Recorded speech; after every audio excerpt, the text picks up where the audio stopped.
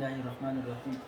کل آپ کو یہ بتلا دیا تھا کہ امام شاہ ولی اللہ محدث دہلوی رحمہ اللہ کی کچھ تفردات اور اس کی تھوڑی وضاحت بھی آپ کے سامنے کر دی گئی تھی، اور اس کے ضمن میں آپ کو یہ بھی بتلا دیا تھا کہ ان تفردات کے ہوتے ہوئے بھی امام شاہ ولی اللہ محدث دہلوی رحمہ اللہ اہل سنت والجماعت سے خارج نہیں ہے۔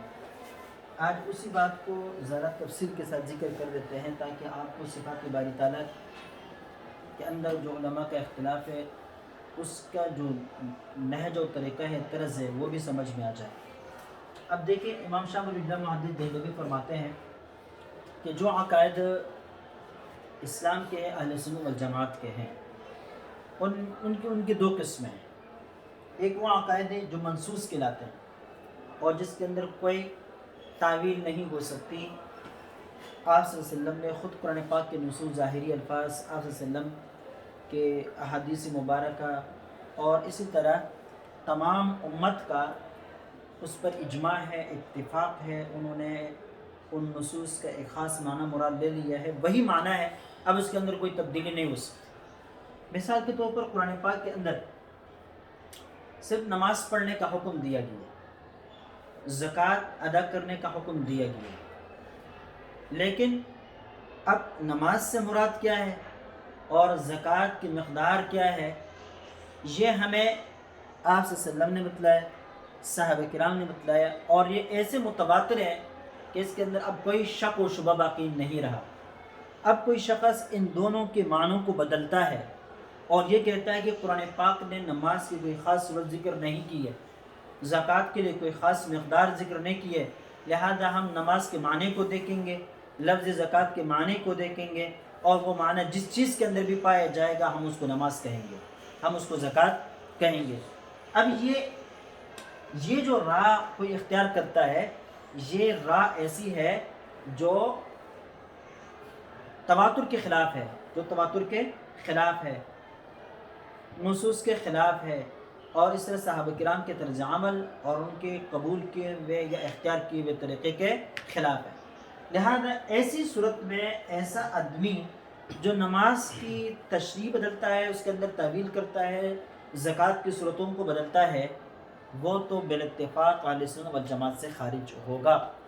اس میں کوئی دو رائے نہیں، چاہے وہ باتیں عقل کے مطابق ہو، چاہے وہ باتیں عقل کے مطابق نہ ہو، لیکن جب وہ منصوص ہے، نص نے ان کو ذکر کیا ہے، ضروریات دین میں داخل ہے، تو ان میں سے کسی کا انکار یا کسی کے اندر کسی بھی طرح تعویل یا تفرد اختیار کرنا یہ درست اور جائز نہیں ہوگا۔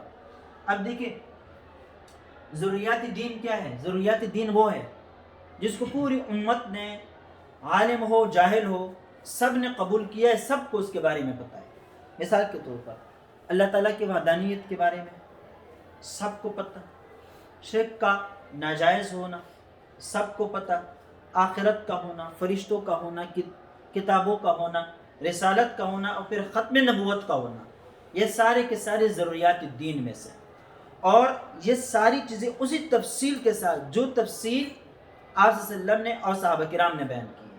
اب نماز تو سب کوئی مانتا ہے، ہر شخص مانتا ہے، لیکن اس تفصیل کے ساتھ ماننی پڑے گی جو تفصیل احادیث میں آئی ہے، جو صحابہ کرام نے قبول کی ہے، اور جو صحابہ کرام کے توسط سے اب تک تواتر کے ساتھ آ رہا ہے، اسی تفصیل کے ساتھ ماننا، یہ ضروریات دین میں سے ہے۔ اس طرح ختم نبوت کا معنی ایک یہ کہ جس کے اوپر انبیاء ختم ہو چکے ہو، ان کے بعد کوئی نبی آنے والا نہ ہو، یہ ختم نبوت کا وہ معنی ہے جو خود نبی پاک صلی اللہ علیہ وسلم نے بھی بیان کیا اور صحابہ کرام نے بھی بیان کیا، اور ان کے بعد سے لے کر آج تک تمام امت نے یہی معنی، یہی مفہوم مراد لے لیا ہے۔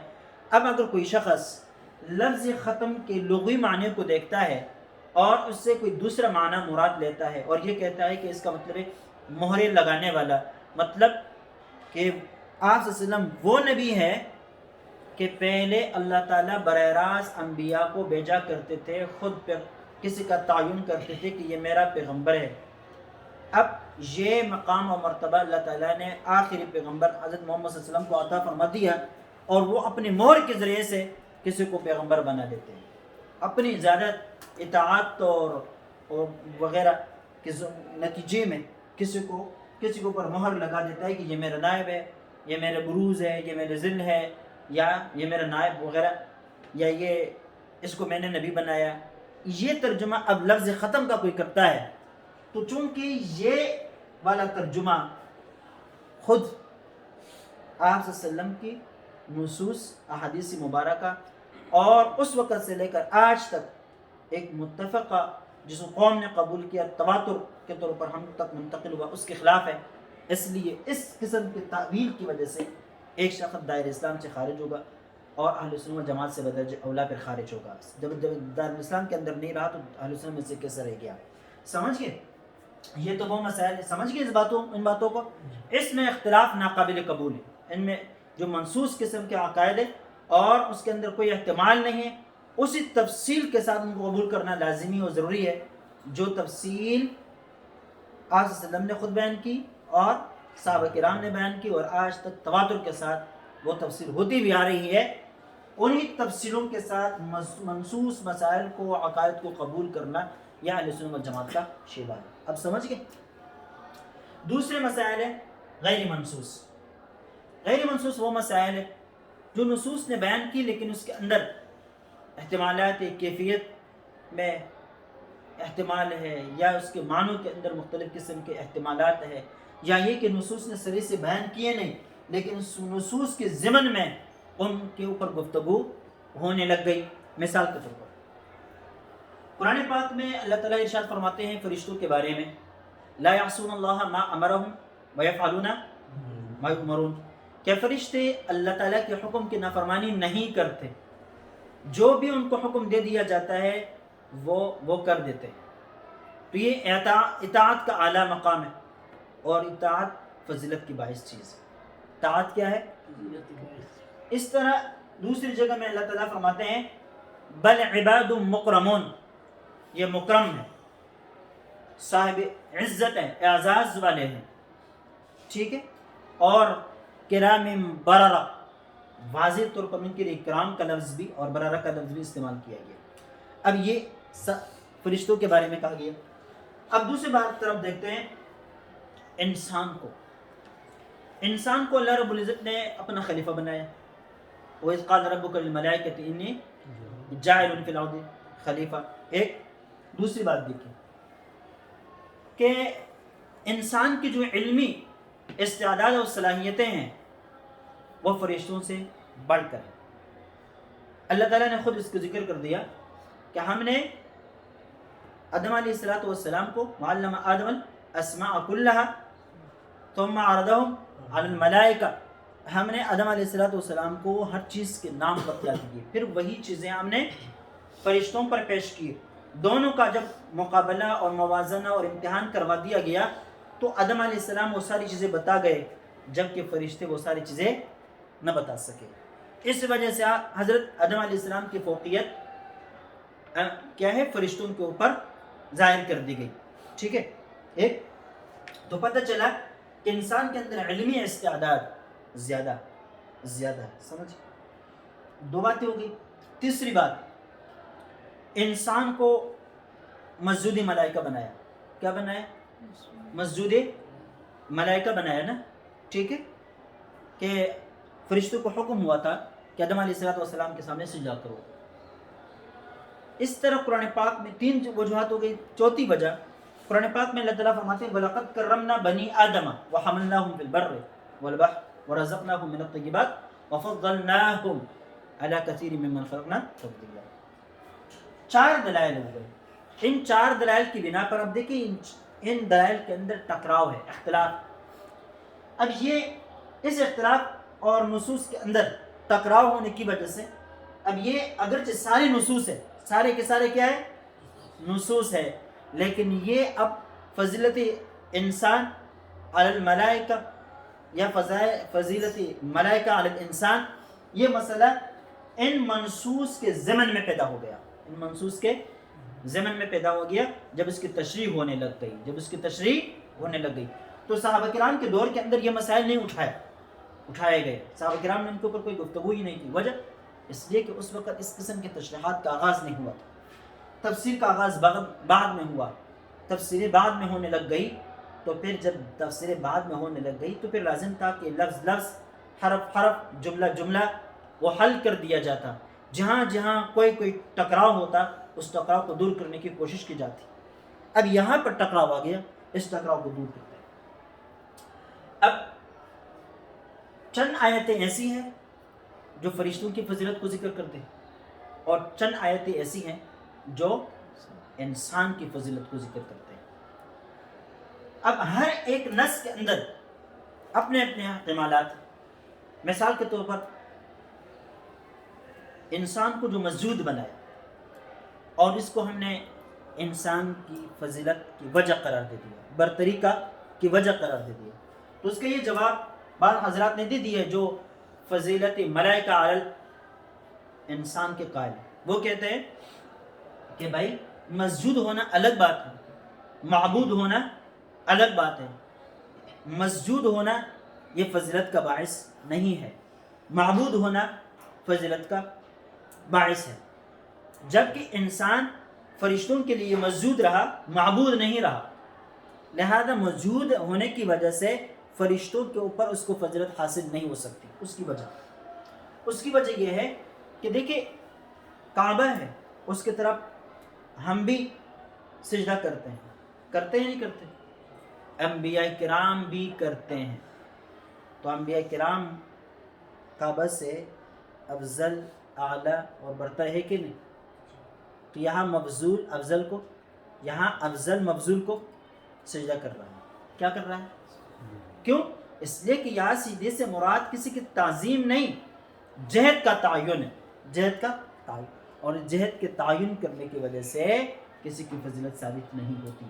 اس طرح انسان یہ فرشتوں کے لیے معبود نہیں تھا، صرف قبلہ تھا، جہد تھا، اصل سجدہ اللہ کو ہو رہا، اصل سجدہ کس کو ہو رہا؟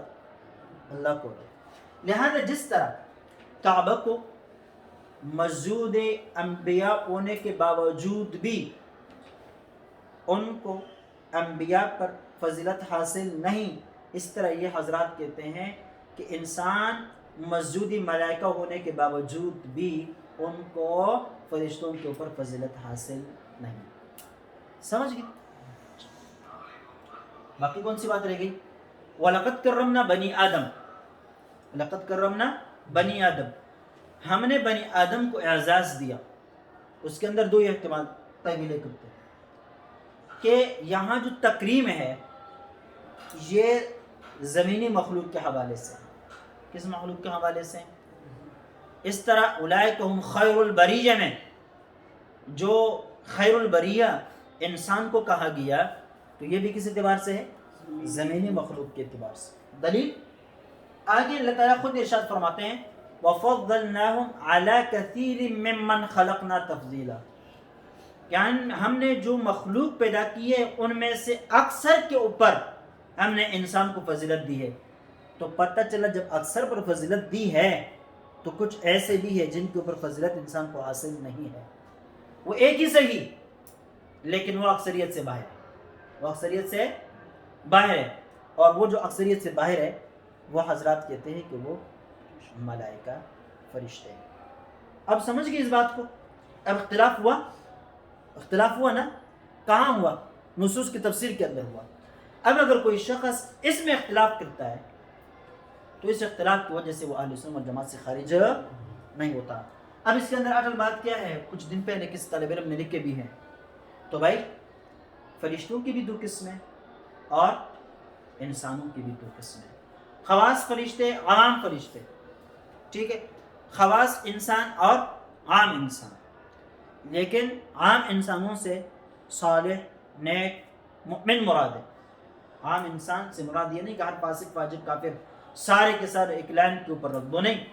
عام انسانوں سے مراد مؤمن، صالح بندے، وہ عام انسانوں کے زمرے میں ہیں اور وہ عام فرشتوں سے افضل، ٹھیک۔ خواص فرشتے عام انسانوں سے افضل ہیں، خواص فرشتے عام انسانوں سے افضل ہیں۔ خواص انسان جس میں انبیاء کرام کا طبقہ ہے، وہ خواص فرشتوں سے افضل۔ اب آئی بات سمجھ میں؟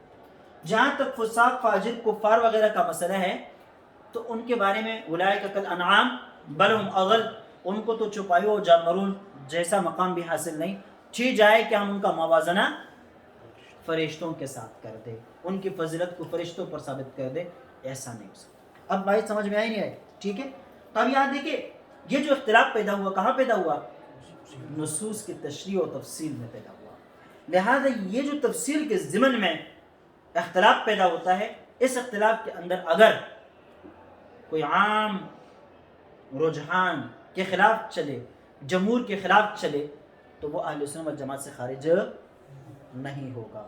ایک دوسری مثال سمجھو، نصوص کی تشریح کے ضمن میں ہم جاتے ہیں، ٹھیک ہے، قرآن پاک میں تو اس کا ذکر نہیں ہے لیکن احادیث مبارکہ میں اس کا ذکر ہے۔ یہ جو مثال آپ کے سامنے پیش کر دی، یہ نصوص کے اندر، قرآن پاک کی نصوص کے اندر اس کا ذکر ہے۔ اب احادیث کے پاس جاتے ہیں۔ احادیث مبارکہ میں 5 خواتین کا ذکر ہے جن کو دیگر خواتین کے اوپر فضیلت دی گئی ہے۔ ایک مریم، آسیہ، خدیجہ، فاطمہ، عائشہ صدیقہ رضی اللہ تعالیٰ عنہ، ٹھیک ہے، یہ ساری 5 خواتین ہیں۔ ان 5 خواتین کی فضیلتوں کے بارے میں آپ صلی اللہ علیہ وسلم کے حدیث مبارکہ آئی ہے۔ ایک روایت میں ان دونوں کا ذکر، خیر نسائها آسیہ وخیر نسائها خدیجہ۔ کیا مطلب؟ پہلے امتوں کے عورتوں میں بہتر خاتون آسیہ، بعض میں روایتوں میں مریم کا ذکر، مریم، اور ہماری امت کی خواتین میں افضل خاتون کون ہے؟ حضرت خدیجہ۔ اب اگر یہ آ جائے، اس کو خیر النساء کہا جائے، خیر النساء، ٹھیک ہے، مریم اور خدیجہ آ گئی، تو اس کا اور اس کا، ان میں سے کسی کا ذکر نہیں ہوا، ان میں سے کسی کا ذکر نہیں ہے، سمجھ گئے؟ اب اس کو لیتے ہیں، آپ صلی اللہ علیہ وسلم نے فرمایا بضعۃ منی، یہ میرے جسم کا ٹکڑا ہے، یہ میرے جسم کا ٹکڑا ہے۔ جب آپ صلی اللہ علیہ وسلم ساری کائنات سے افضل ہے تو اس کے جسم کا جو ٹکڑا ہوگا وہ بھی کیا ہوگا؟ تو ان میں مریم بھی داخل، آسیہ بھی داخل، خدیجہ بھی داخل، عائشہ بھی داخل۔ پتہ چلا کہ یہ فاطمہ کو ان چاروں کے اوپر فضیلت حاصل ہے، ان چاروں کے اوپر کیا حاصل ہے؟ فضیلت حاصل ہے، سمجھ گئے؟ اب اس کو چھوڑے، اس کے بعد جاتے ہیں، یہ حضرت خدیجہ ہے۔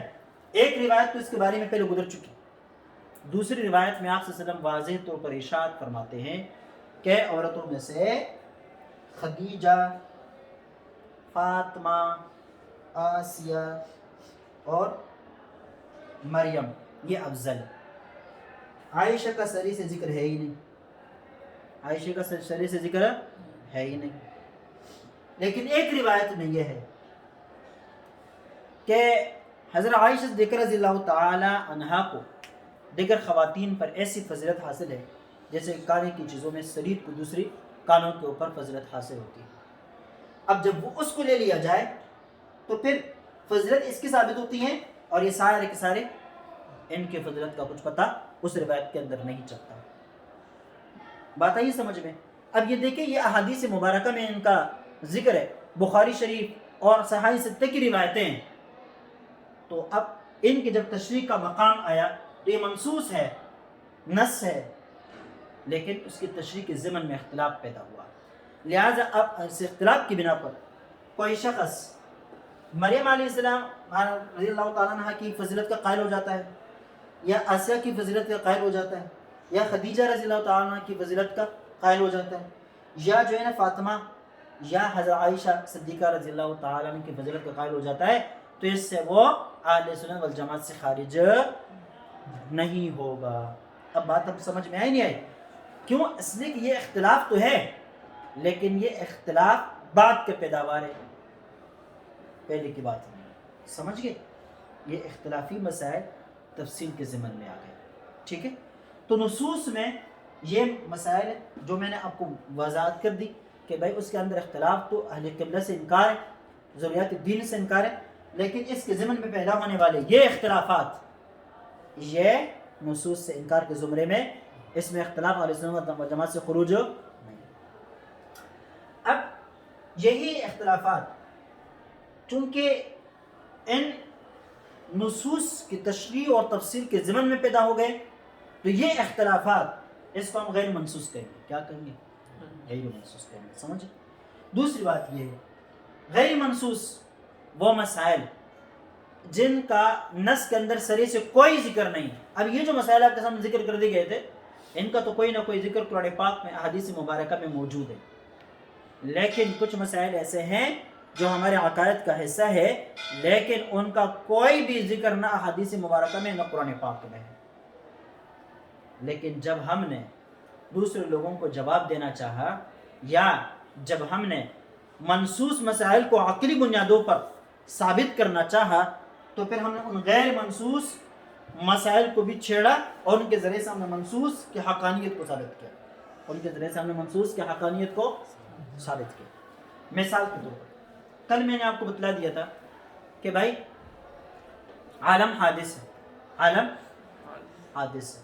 یہ مثال کے طور پر کہہ رہا ہوں. عالم حادث کیسے ہے بھائی؟ اس کے لیے آپ کو ایک کام کرنا پڑے گا, اس کے بعد پھر آپ عالم کو حادث مانیں گے. کیا کریں گے؟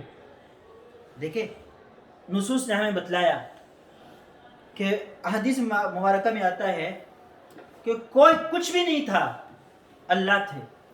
اللہ نہ عرش تھا, نہ زمین تھی, نہ آسمان تھا, نہ پانی, کچھ بھی نہیں تھا, اللہ تھے. پھر اللہ تعالیٰ نے یہ ساری چیزیں وجود میں لائی, تو اللہ تعالیٰ اس ساری کائنات کا خالق بنے. یہ ساری کی ساری کائنات حادث بن گئی, نوپید بن گئی, پہلے نہیں تھی بعد میں آ گئی. جو چیز پہلے نہ ہو اس کو کیا کہتے ہیں؟ اس کو حادث کہتے ہیں. اب یہ تو ہمارا عقیدہ ہے نا, لیکن اس عقیدے کے ساتھ ایک فلسفہ ٹکرا گیا.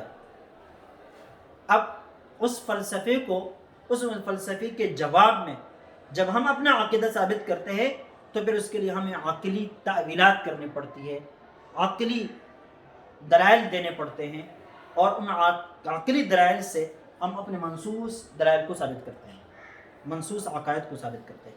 اب یہ بات تو نص ہے نا کہ بھائی کائنات حادث ہے, یہ تو منصوص ہے. یہ کیا ہے؟ منصوص ہے. نص نے ہمیں بتلا دیا. اب ہم اگر عقلی طور پر اس کو ثابت کرنا چاہیں گے تو کیسے کریں گے؟ عقلی طور پر اس کو ثابت کرنا چاہیں گے تو کیسے کریں گے؟ اس کے لیے میں نے کل آپ کو بتلا دیا تھا کہ کائنات میں ایک چیز ہے جو جوہر ہے. اچھا اس کو سمجھے, جوہر سمجھتے ہو, عرض سمجھتے ہو, جسم سمجھتے ہو, جسم مطلق, جسم نامی سمجھتے ہو, جنس, نوع, یہ ساری چیزیں سمجھ میں آتی ہے؟ ٹھیک ہے.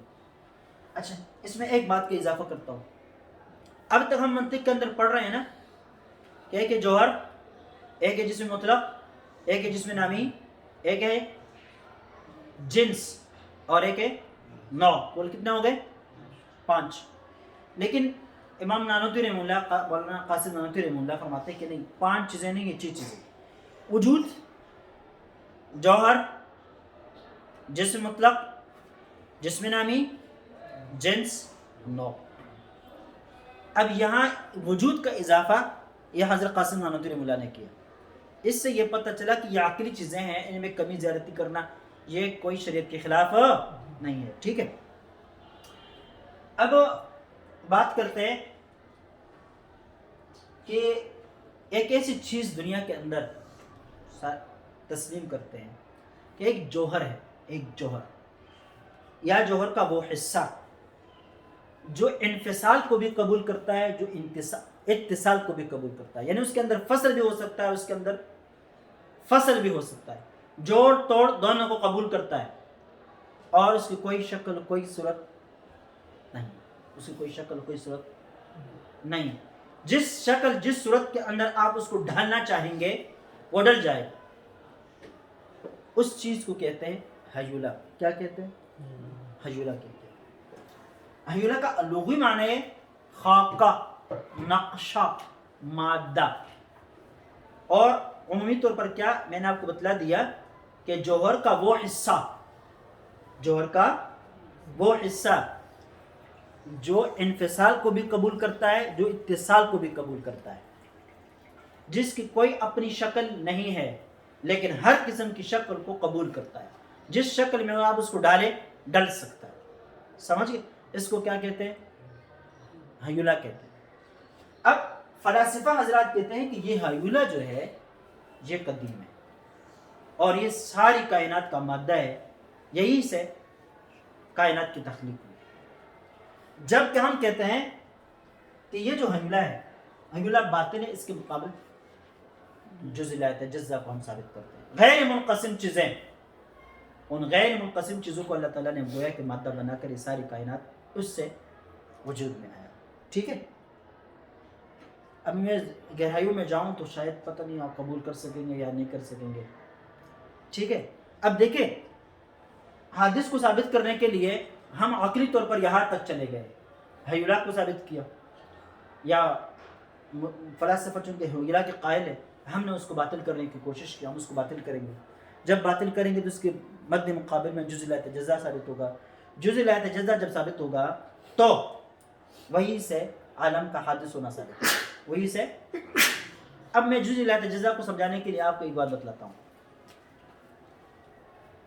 یہ نقطہ ہے. کیا ہے نقطہ؟ کی تعریف علماء نے یہ کی ہے کہ جو تقسیم کو قبول نہیں کرتا، نہ جس کے اندر نہ بعد ہوتا ہے، جس کے اندر نہ طول ہوتا ہے، جس کے اندر نہ عمق ہوتا ہے، کچھ بھی نہیں ہوتا. تو اب جس کے اندر نہ طول ہے، نہ عمق ہے، اور نہ اس کے اندر عرض ہے، چوڑائی ہے، ایسی چیز جو عمق سے بھی خالی ہو، ایسی چیز جس کے اندر طول بھی نہ ہو، ایسی چیز جس کے اندر عرض بھی نہ ہو، چوڑائی بھی نہ ہو، وہ چیز ناقابل تقسیم ہوتی ہے. وہ چیز کیا ہوتی ہے؟ ناقابل تقسیم ہوتی ہے. یا آپ یہ کہیں کہ اجزاء کا وہ آخری سرا،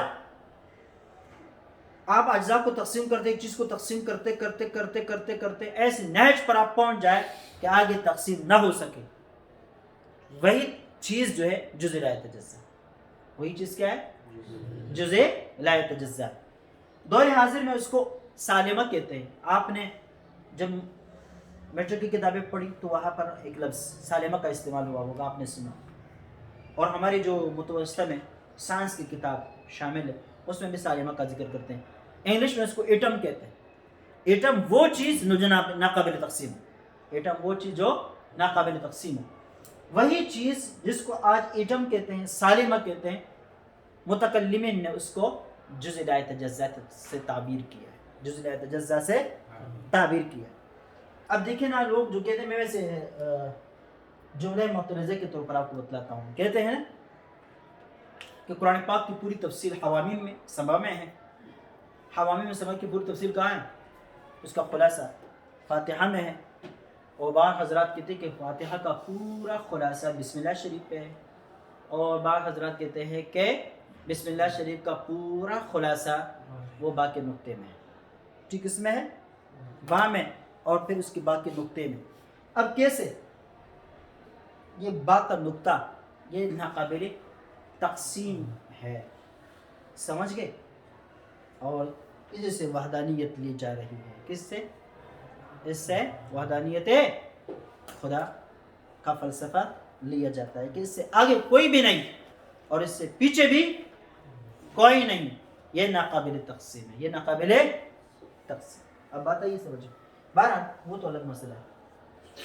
اب یہاں دیکھیں، یہ غیر منصوص مسائل میں ہم یہاں تک گئے کہ ہم کائنات کو حادث ثابت کرنے کے لیے آخری چیزوں کے پیچھے چلے گئے، حیولہ کو باطل اور جزء لا یتجزا کو ثابت کرنے کے پیچھے چلے گئے.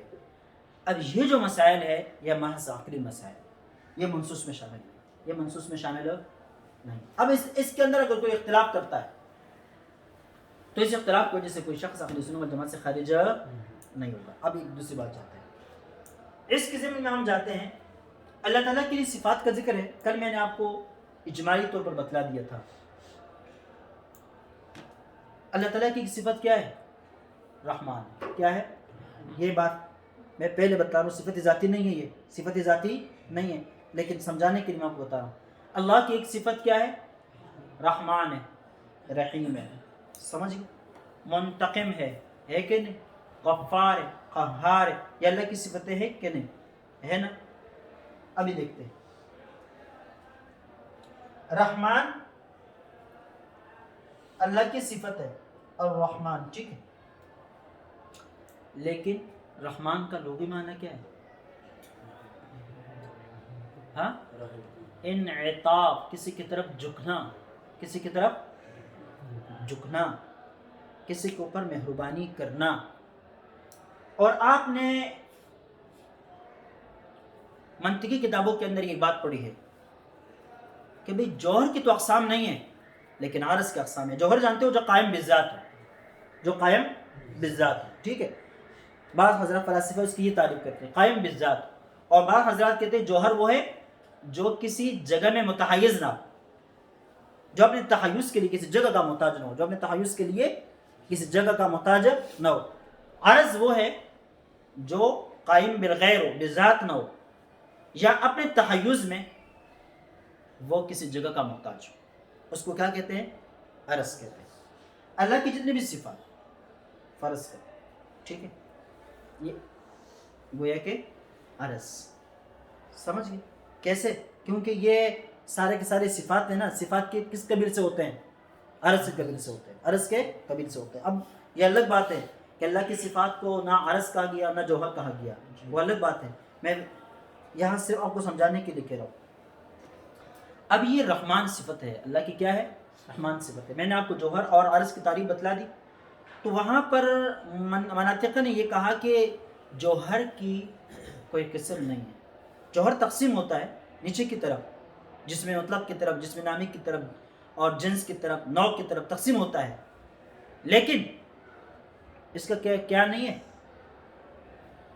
کیا کہتے ہیں، اس کا کوئی اقسام نہیں ہے، یعنی بذات خود اس کا ہم پلہ مساوی جو اس کے ضد بن جائے، ایسا نہیں ہے، ٹھیک ہے۔ یہ منقسم تو ہے لیکن اس کا قسیم نہیں ہے، اس کے قسیم، اب سمجھ گئے اس بات کو؟ قسیم جو ہم پلہ ہوتا ہے اور جس کے اوپر پھر اس کا اطلاق نہیں ہو سکے۔ اب حیات و ممات آپس میں کیا ہے؟ قسیم ہے، تو حیات کو ممات نہیں کہا جا سکتا، ممات کو حیات نہیں کہا جا سکتا۔ اسم و فعل حرف یہ آپس میں قسیم ہے، اسم کو فعل، فعل کو اسم، اور فعل کو حرف یا حرف کو اسم یا فعل نہیں کہا جا سکتا کیونکہ آپس میں قسیم ہے۔ لیکن کلمہ سب کو کہا جا سکتا ہے، سب کو کہا جا سکتا ہے۔ اب جوہر یہ تو جسم مطلق کو بھی کہا جا سکتا ہے، جسم نامی کو بھی کہا جا سکتا ہے، جنس کو بھی کہا جاتا ہے، نوع کو بھی کہا جاتا ہے۔ اب بات ہے یہ سمجھ میں، لیکن جوہر کے مد مقابل کوئی ایسی چیز نہیں ہے جس کے اوپر آپ اس کے ضد میں اطلاق کر سکیں، سمجھ گئے؟ اب اس اعتبار سے کہتے ہیں کہ جوہر کا کوئی قسیم نہیں ہے، لیکن عرض کی قسیم یا ان کے اقسام موجود ہیں۔ کیسے؟ آپ نے پڑھا عین، متاع، پڑھا نہیں پڑھا؟ انفعال، فعل، سمجھ گئے؟ عین وغیرہ۔ یہ جو فعل کیا ہے؟ فعل جو دوسرے کے اوپر اثر انداز ہوتا ہے، اس کے بارے میں کہتے ہیں یہ مقولہ فعل سے تعلق رکھتا ہے۔ ایک شخص ہے نا، با اثر ہو، دوسرے لوگ اس کے تعبیر دیتے ہو، تو آپ اس کو آسانی سے تعبیر کرتے ہیں بھائی یہ تو بڑے آدمی ہیں، مقولہ فعل سے اس کا تعلق ہے۔ مقولہ مطلب کسی اور کے تعبیر نہیں ہے، دوسرے کو اپنے تعبیر بناتا ہے، ٹھیک ہے، اثر انداز دوسرے کے اوپر۔ اور یہ کیا ہے؟ مقولہ انفعال۔ انفعال کا مطلب جو دوسرے سے متاثر ہوتا ہو، جو دوسرے سے متاثر ہوتا ہو، سمجھ گئے؟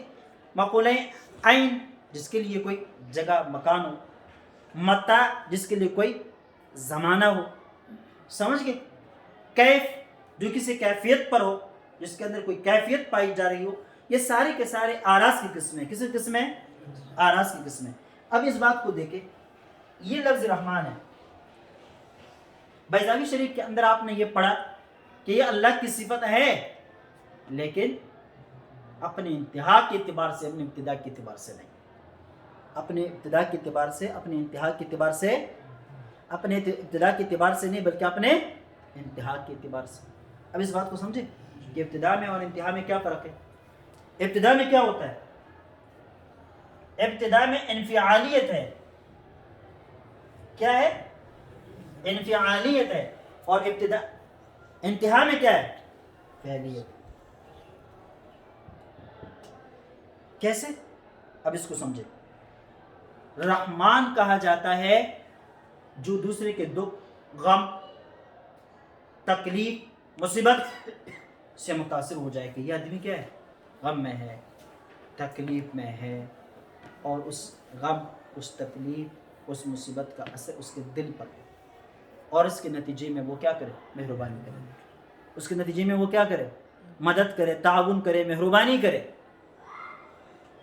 تو اب یہ انفعالیت یہ اس کے ابتدائی معنی ہے، اور یہ فعلیت کہ پھر وہ مہربانی کرتا ہے۔ تو اللہ رب العزت کی یہ جو صفت ہے، رحمان، رحیم وغیرہ وغیرہ، یہ سارے کے سارے اپنے انتہا کے اعتبار سے۔ اب سمجھ گئے اس بات کو؟ جب اس بات کو سمجھ گئے تو اب دیگر صفات کو دیکھیں۔ اللہ تعالیٰ کی جو صفات ذاتیہ ہے ان میں سے پہلے کیا ہے؟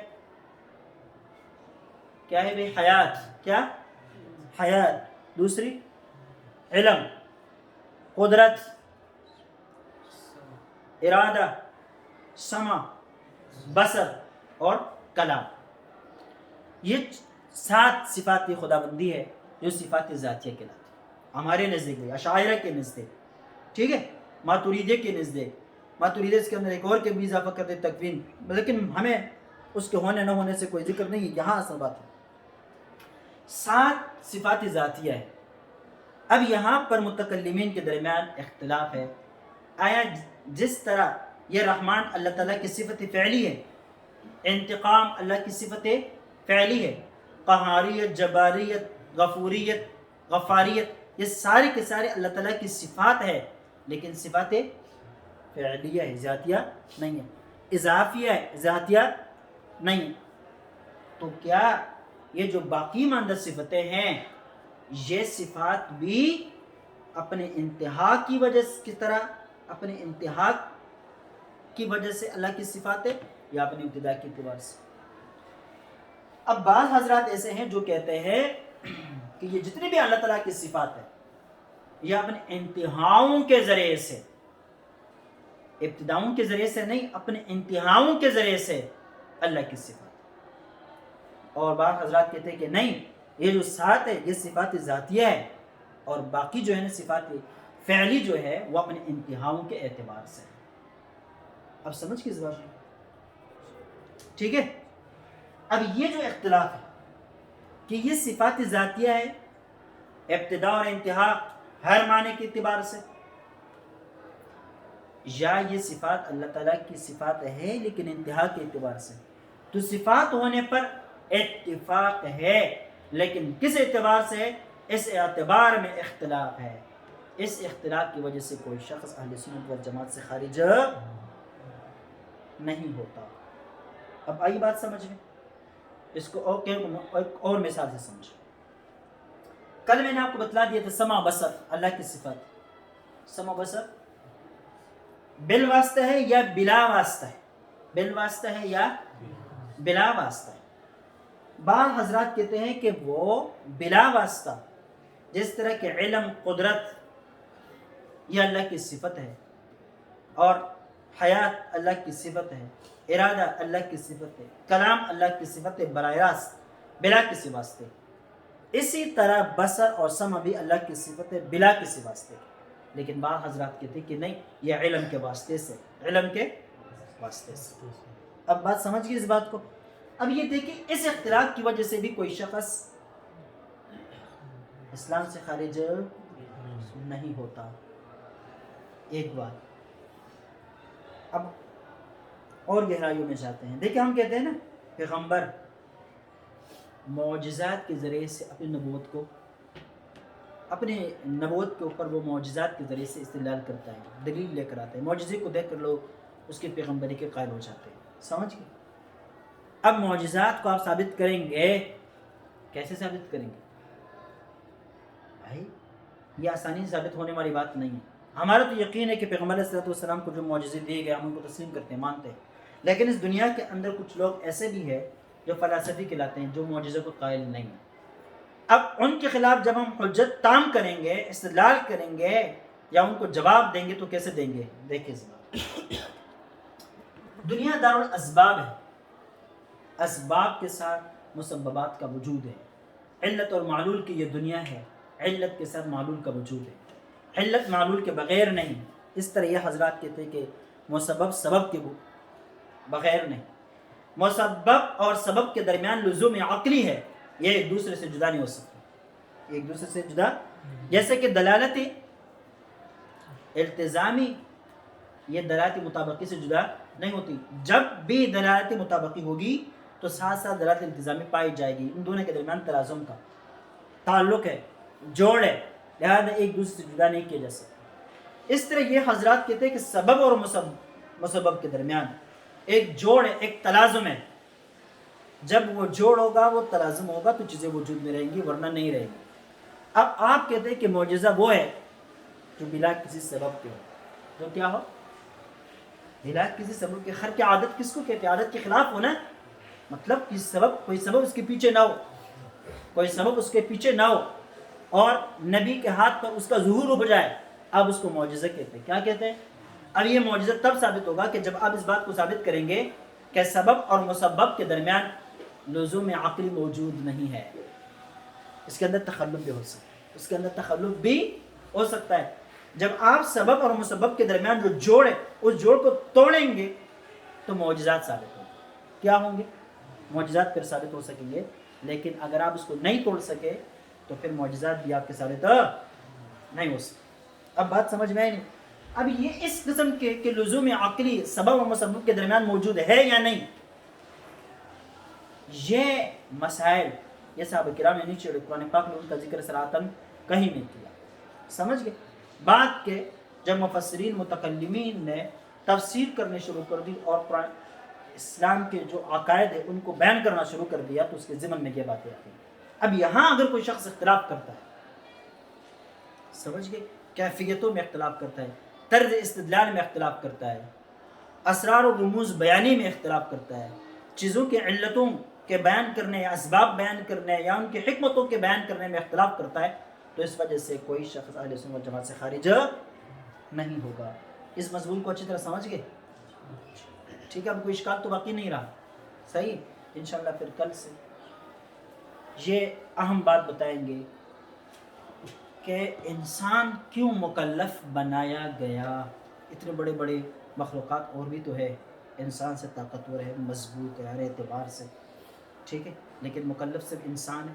یہ مجازات کا سارا نظام انسان کے اوپر لادا گیا، کسی اور کو وہ نہیں دیا گیا۔